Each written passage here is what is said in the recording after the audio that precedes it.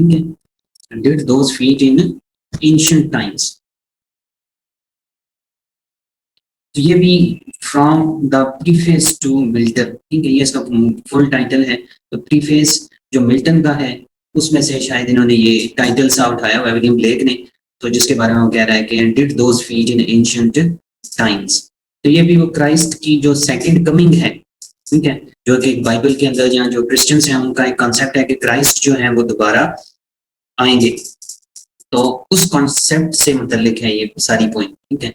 तो वो कहाँ पर आएंगे और वो किस तरीके से आएंगे, यरूशलेम के अंदर जो है वो आएंगे या वो किस जगह पर आएंगे, तो इससे मुतल्लिक ये सारी पॉइंट है। And did those feet in ancient time. Open किया हुआ है दोनों ने? Yes, sir. Yes, sir. Okay, ji, so and did those feet in ancient time walk upon England's mountains green, and was the holy Lamb of God one England's pleasant pastures seen।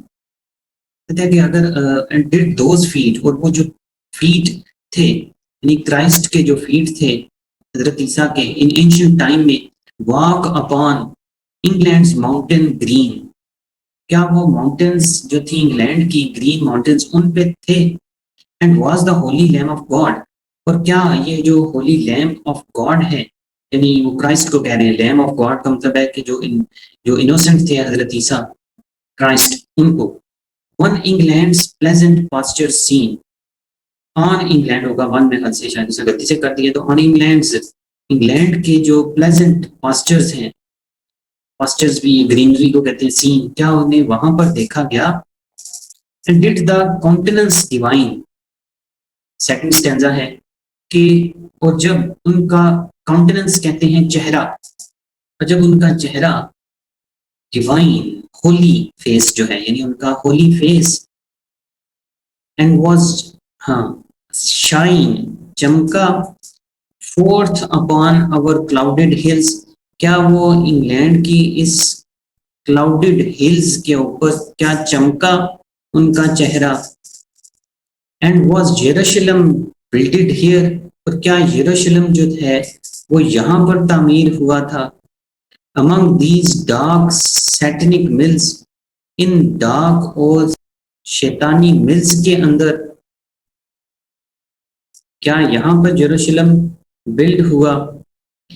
Bring me माई बो of burning gold, bring me, मुझे दो, माई बो of burning gold, मुझे मेरे नेज़े और वो बर्छे दो।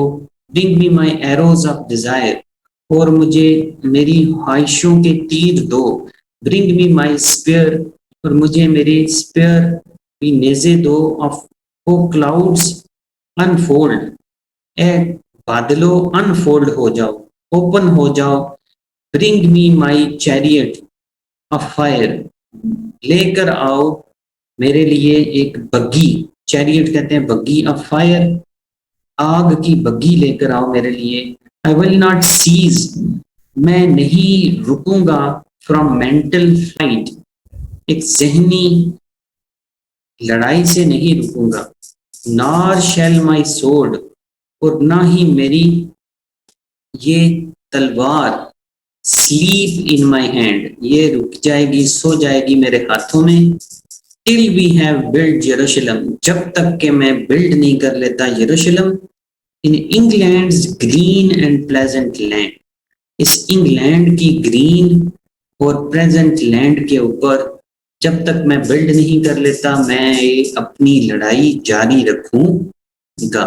ठीक है, तो ये वो कह रहा है कि क्या इस जमीन पे क्राइस्ट के पांव पड़े थे, ठीक है, जो एंशिएंट टाइम्स में, तो क्या वो ये जमीन थी, क्या ये इंग्लैंड की जमीन के पास्चर्स थे, क्या उनका ये जो मुबारक चेहरा, मुकद्दस चेहरा यहाँ पर पड़ा था, ठीक है, क्या इन जहाँ पर यरूशलेम बनाया गया था डार्क सैटनिक मिल्स के अंदर, तो कहता है मेरी और बर्निंग गोल्ड लेकर आओ, मेरे एरोज लेकर आओ, स्पीयर्स लेकर आओ, और मेरी चैरियट ऑफ फायर लेकर आओ।